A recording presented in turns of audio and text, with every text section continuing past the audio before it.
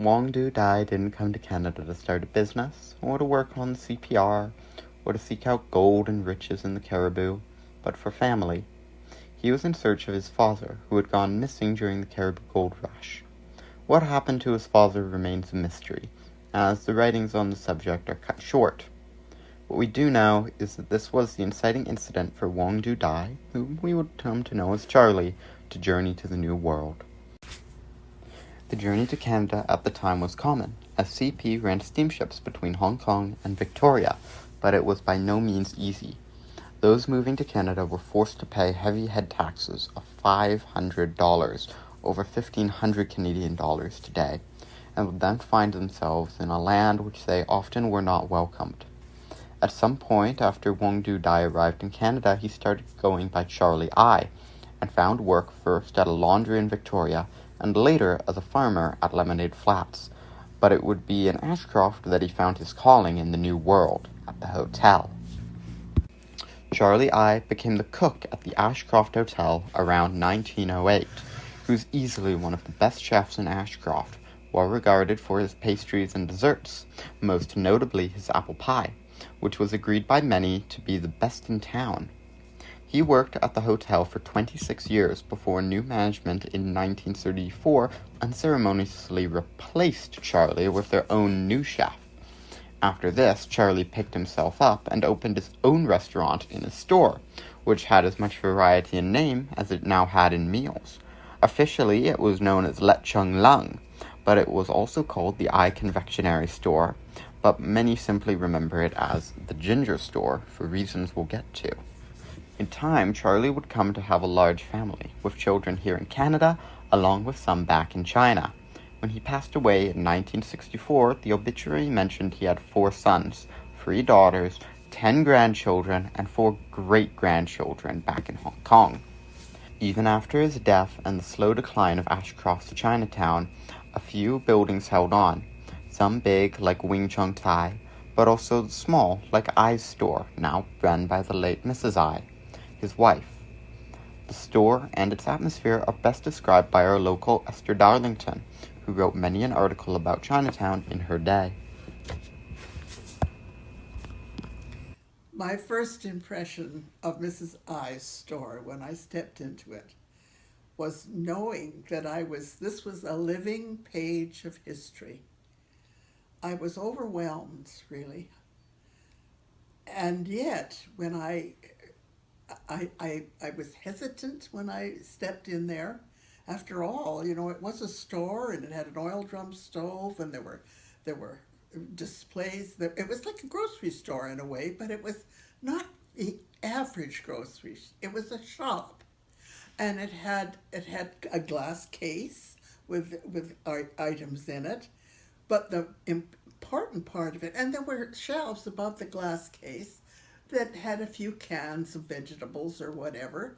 But the important thing was when I looked behind the counter, the other side of the shop, here was Mrs. I, and behind her were shelves of glass jars, and they were filled with candy. Different types of candy, I'm sure. There were also glass jars on the counter.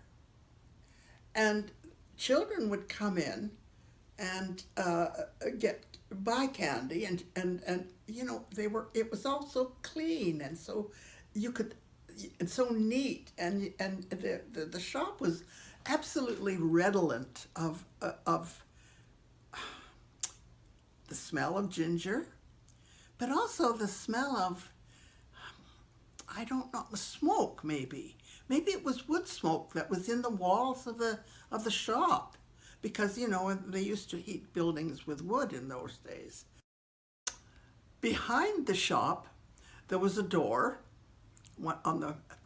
and I know because Mrs. I took me into the back of the store, and there was a long table, like a dining table.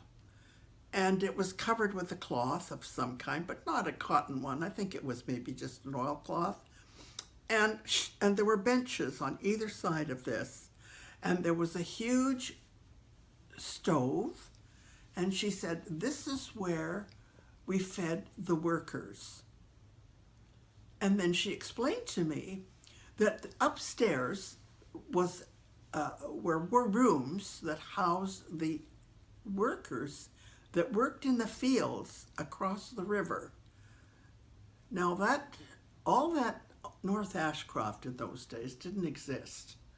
All there was were fields of produce, if you can imagine, potatoes, tomatoes, which of course Ashcroft became famous for, its potatoes. And they were like Ashcroft potatoes and Idaho potatoes, that kind of fame.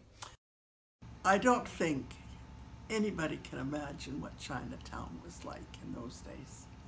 Oh my, a street full of false fronted stores.